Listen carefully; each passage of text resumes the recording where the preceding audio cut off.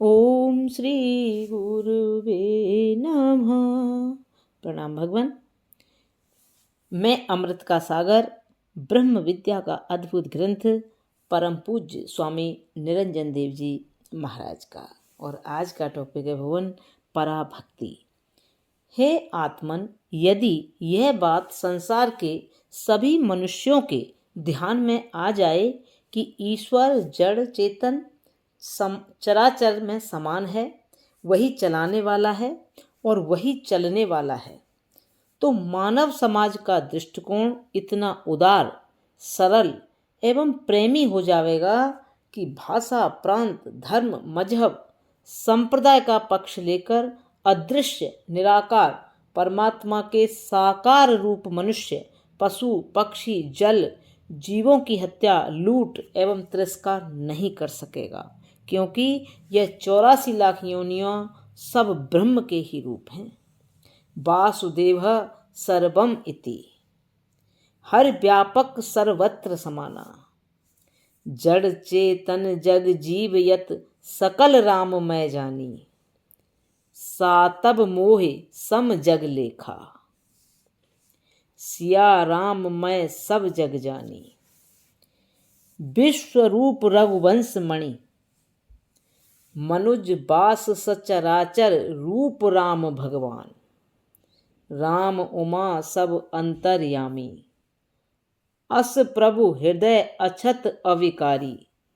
देश काल दिस विदेशहु माही, कहूँ सो कहा जहाँ प्रभु नाही। गीता कहती है, स्वकर्मणा तमभ्यर्च सिद्धिम विन्दति मानव। हमें भक्ति पूजा उसकी करनी है जो सब में है, जो सबका संचालन करते हैं और सर्वरूप है। वही अमृत है, वही अमृत पीने योग्य है। वह स्वयं ढूंढता है और स्वयं ढूंढने योग्य है। परमेश्वर के सर्व रूप में न लोक परलोक का भेद है, न मैं और तू का भेद है, और न शत्रु मित्र का भेद है। ऐसा सर्वात्म व्यापक ईश्वर का स्वरूप है। इस प्रकार सर्व रूप में जो ईश्वर का दर्शन है, इसी को परमात्मा का विराट दर्शन या भक्ति का यथार्थ स्वरूप बतलाते हैं। हे आत्मन, परमात्मा सर्व रूप होने से पृथ्वी, पेड़ पौधे, जल, वायु, प्रकाश, पक्षी, पशु, कीट, पतंग आदि सभी परमात्मा हैं। अतः चलते समय पृथ्वी पर भी बड़ी श्रद्धा, भक्ति तथा प्रेम पूर्वक पैर रखो। कहीं आपके कदमों, चरणों की आहट पृथ्वी माता के हृदय पर आघात न पहुंचा दे। कहीं कोई कीटाणु, जीवाणु कुचलकर न मर जावे। घास, दूब न मर जावे, क्योंकि वह भी तो किसी शरीर में जाकर दूध या रजवीर होकर मनुष्य प्राणी बनने की आशा में है। सबसे मधुर वचन कहो, परमेश्वर के किसी मन को हमारा व्यवहार न चुभने पावे। पशु पक्षी के मन में भी आपकी कर्कश वाणी स्पर्श न कर पावे। कुत्ते को भी कटु शब्द न कहो। पशुओं से भी अमानवीय व्यवहार न करो। पड़ोसी भी भगवान का रूप है, उसके तन मन पर भी आपके व्यवहार वाणी का कुप्रभाव न पड़ने दो। ईश्वर सब में समान है। हे आत्मन, परमात्मा बाहर नहीं भीतर है। भीतर वाले का स्मरण जगाने हेतु बाहर के मंदिर में देव स्थापित किया है। वहाँ भोग, वस्त्र, स्वच्छता, प्रसाद इसी बात की शिक्षा देने हेतु है कि जब घर में आप भोग लगावें तो आत्मदेव को प्रेम से अर्पित करें। जल, पत्र, फल जो भी दें प्रीति पूर्वक समर्पित करें। अपने प्रति भगवत भावना रखने वाला ही अन्य के प्रति भगवत भावना कर सकता है। जो अपने साथ शत्रुता करने में लग गया है, जो अपने को ही नाना कष्टप्रद उपवास तपस्या से पीड़ित करने में लगा है, वह दूसरों के प्रति दयावान कभी नहीं हो सकेगा। वह कभी सब में परमात्मा रूप का दर्शन नहीं कर सकता वह तो आसुरी प्रकृति का अपना शोषण रूप आत्महत्या करने वाला अधोगति ही प्राप्त करेगा। हे आत्मन, ईश्वर पूजा करते समय यह ध्यान रखो कि तुम ईश्वर पूजा कर रहे हो या व्यक्ति की पूजा कर रहे हो, यानी सर्वात्म प्रभु की पूजा कर रहे हो या एक मूर्ति प्रतिमा की। जब तुम सर्वात्म प्रभु की पूजा कर रहे हो तो फिर विश्व के किसी एक जीव का भी तिरस्कार नहीं कर सकोगे।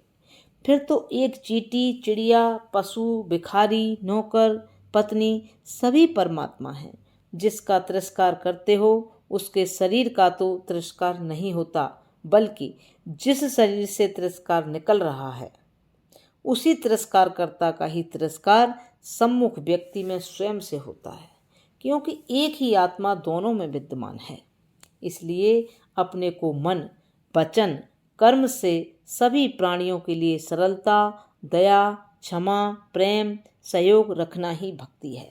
अपने को सत्कर्म से, सद्भाव से, सद्विचार से संपन्न रखना ही ईश्वर की पूजा है। तो अपने कर्मों से अपने को ईश्वर रूप में अवतीर्ण कर लेना यही उसकी पूजा है और यही कर्म योग का स्वरूप है। हे आत्मन, आप कोई भी कार्य करें उसमें मुख्य भावना यह रहे कि इस कार्य से जीवों को लाभ मिलेगा। चाहे मिठाई बनाकर बेच रहे हो, चाहे भोजन बना अपने परिवार वालों को या अन्य को भोजन करा रहे हो, चाहे फैक्ट्री खोल छाते, जूते, कपड़ा, मशीन बनाकर बेच रहे हो, या डॉक्टरी, वकीलात, व्यापार, खेती, नौकरी कर रहे हो, चाहे ऑफिसर बन रहे हो, परंतु आपके मन में सब क्रियाओं में यही भावना रहे कि मेरे प्रभु नाना रूप में विचरण कर रहे हैं, सब में वही भोग रहे हैं। हमारे द्वारा ऐसा सुंदर कर्म पुष्प समर्पित हो कि मन, वचन तथा कर्मों से उन्हें सुख मिले, बस यह भावना प्रबल रहे। पैसे के लिए यह कार्य कर रहा हूँ यह भावना न बनावे। पैसा तो उसी प्रकार प्राप्त हो जाता है जिस प्रकार बीज बोने के बाद घास पात। बीज सेवा है, फल परमात्मा की प्रसन्नता है। अपने जीवन निर्वाह की सामग्री तो घास पातवत स्वतः ही आ मिलेगी, बस तुम्हारे प्रत्येक कर्म प्रभु की अर्चना के लिए हों। हे आत्मन, हम किसी रूप, रंग, आकृति विशेष की आराधना पूजा न करें। किसी काले गोरे, दिगंबर, श्वेतांबर, मुरली, धनुष की भक्ति नहीं करें। यह देखें कि हमारे सामने जो भी है, चाहे वह कुत्ता हो या गाय, मित्र हो या शत्रु, सब परमात्मा ही है। जैसे नामदेव जी कुत्ते के लिए घी का कटोरा लिए दौड़े कि प्रभु रोटी में अभी घी नहीं लगाया है, रूखी रोटी तो न खाओ। ज्ञानदेव ने भैंस पर लगे डंडों को अपने ऊपर उभरा हुआ दिखा दिया। मौत आवे तो भी उससे न डरें, उसे भी मित्र जाने, प्रभु का रूप जाने। पति के हाथ में पिस्तौल हो तो पत्नी को डर नहीं लगता है, क्योंकि पति अपना है, वह कभी मेरे साथ धोखा, विश्वासघात नहीं करेगा, ऐसा दृढ़ विश्वास मन में बना रहता है।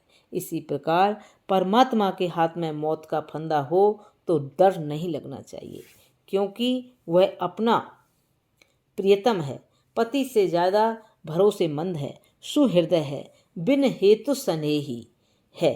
और जब आपके हृदय में परमात्मा प्रकट हो जाएंगे, तब आपके शब्द से, स्पर्श से संपर्क में आने वाले जीवों को आनंद ही आनंद अनुभव में आने लगेगा।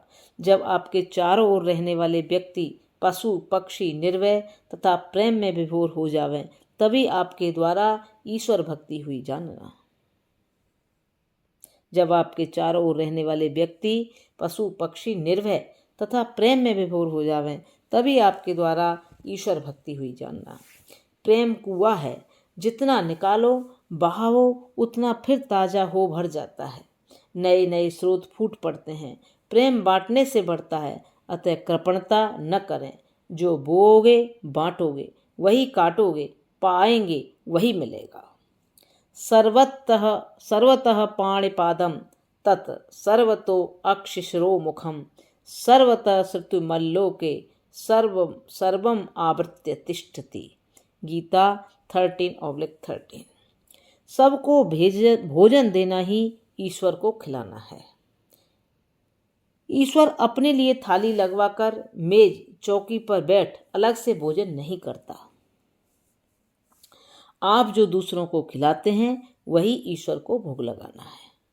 आप जो किसी प्राणी को पानी पिलाते हैं, प्रेम से मधुर वचन कहते हैं, तो उनके हृदय में विराजमान हुआ ईश्वर वही से खाता है।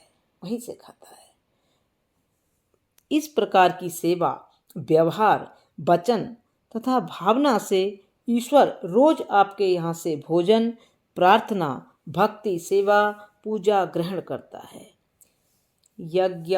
यज्ञा शिष्ट सिन संतो मुच्यन्ते सर्व किलवसै भुजन्ते ते त्वघं पापा ये पंचत्यात्मकारणात्।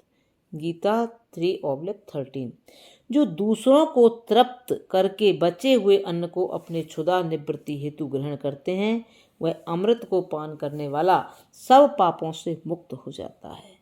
किंतु जो अपने लिए कमाता है और अपने लिए पकाकर खा लेता है, वह पाप को ही प्राप्त होता है, अर्थात दुख को ही प्राप्त होता है।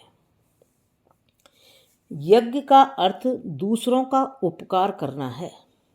अतः किसी की हिंसा, निंदा तथा दोषों की बात मत करो। किसी के प्रति दुर्भाव मत करो। किसी के अहित की बात मत सोचो। यही यज्ञ है, यही ईश्वर की पूजा है। अपना कम से कम में निर्वाह कर लेना तपस्या है। दूसरों का अधिक से अधिक भला करना यज्ञ एवं सगुण साकार परमात्मा की भक्ति है। ईश्वर की भक्ति भोग सोने की थाली में नाना मिष्ठान सजाकर जड़ मूर्ति के सम्मुख रखने से नहीं होता। उनके सम्मुख हाथ जोड़ने से प्रार्थना पूजा नहीं होती। अक्षत पुष्प चढ़ाने एवं आरती उतारने से पूजा अर्चना नहीं होती। बस तन मन वचन से सबका भला कीजिए, सबसे प्रेम कीजिए, यही ईश्वर का प्रिय भोग है। God is love and love is God. सर्वे भवन्तु सुखिनः, सर्वे सन्तु निरामयाः, सर्वे भद्राणि पश्यन्तु, माँ कश्चित् दुख भाग भवेत्। हे आत्मन, जटा, दाढ़ी, मूछ रखने से या घोटम घोट कराने से, स्त्री पर त्याग करने से या आसन बांधकर अचल बैठ जाने से, गेरुआ कपड़ा पहनने से कोई सन्यासी, योगी, भक्त, ज्ञानी या मुक्त नहीं होता है। बुद्धि की विशेषता ही सर्वोपरि है। जड़वत पत्थर की तरह एक जगह गर्मी सर्दी में पड़े रहने से कोई काम सिद्ध होने वाला नहीं है। हे आत्मन, आप किसी को एक रोटी देते हैं या एक गिलास पानी पिलाते हैं, किसी के लिए आश्रय की व्यवस्था करते हैं या किसी के लिए औषध, आँख, वस्त्र, शिक्षा की सहायता प्रदान करते हैं, बहुत अच्छी बात है। परंतु एक बात का ध्यान रखिए, आप किसी सेवा कार्य के बदले में कुछ फल की आशा तो मन में नहीं कर रहे हैं ना। लेकिन आप तो अपने को तब तक कृत्य सफल ही नहीं मानते जब तक कि आपके द्वारा हुए कर्म से संबंधित व्यक्ति द्वारा आपको की गई सेवा के बदले धन्यवाद, आभार, शाबाशी, बड़ाई देने वाला संयोग प्राप्त नहीं होता। आप कुर्सी, प्रशंसा, धन्यवाद, गले में माला ग्रहण करने, पेपर में अपना नाम, फोटो अथवा सार्वजनिक स्थान पर नाम का पत्थर रखाने की इच्छा से कोई कर्म न करे, न फल की आशा करे। हे आत्मन, प्यासे को पानी, भूखे को रोटी, नंगे को वस्त्र देना, ये स्वयं में बहुत अच्छे कार्य हैं। उनको करते समय ही आपको मन में सुखानुभूति होनी चाहिए। उस कर्म के फल से अपने को न सजावें, आनंदित न माने, अपनी कीर्ति से अपने को सुखी श्रेष्ठ न माने। कर्म करते करते ही अंतः सुख की अनुभूति होनी चाहिए। जो सुख माला पहनकर, कीर्ति प्रशंसा सुनकर, पेपर में नाम फोटो देख, धर्मशाला मंदिर में अपने नाम का पत्थर देख मिलता है, वह पराया सुख है। क्योंकि निज सुख बिन मन होए की थीरा। आत्म सुख बिना किसी का मन शांत नहीं हो सकता। स्वर्ग बैकुंठ जाकर जो सुख मिले वह सच्चा सुख नहीं है। सच्चा सुख तो कर्म करते समय ही प्राप्त हो जाता है। फल न मिलने पर भी आपको यह आत्मसंतोष रहे कि हमने कर्म तो अच्छा ही किया है। कर्म करने में मन में ग्लानि न हो, दिल मलिन न हो, पश्चाताप न हो। कर्म करने के पूर्व तथा कर्म करते समय भी अपने में संतोष एवं पूर्णता का बोध बना रहे। यही तो कर्म का सर्वोत्तम फल है।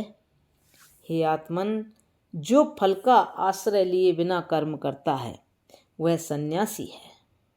जो स्वयं में आनंद का अनुभव करता हुआ कर्म करेगा उससे अन्य भी आनंदता का अनुभव करेंगे, उसका फल भी आनंद ही होगा। जो अपने कर्म का स्वयं सुख नहीं ले रहा है, अपने ज्ञान की पवित्रता का अनुभव नहीं कर रहा है, तब वह चाहे गेरुआ कपड़ा धारण करे, चाहे मुंडन करे या बाबा वेश धारण करे, चाहे जगत के जीवों को मनमोहक प्रवचन करे, किंतु वह सन्यासी नहीं है। यदि आपकी दृष्टि अब कर्म के प्रति न होकर फल के प्रति हो गई है तो कर्म निष्प्राण हो जाएगा।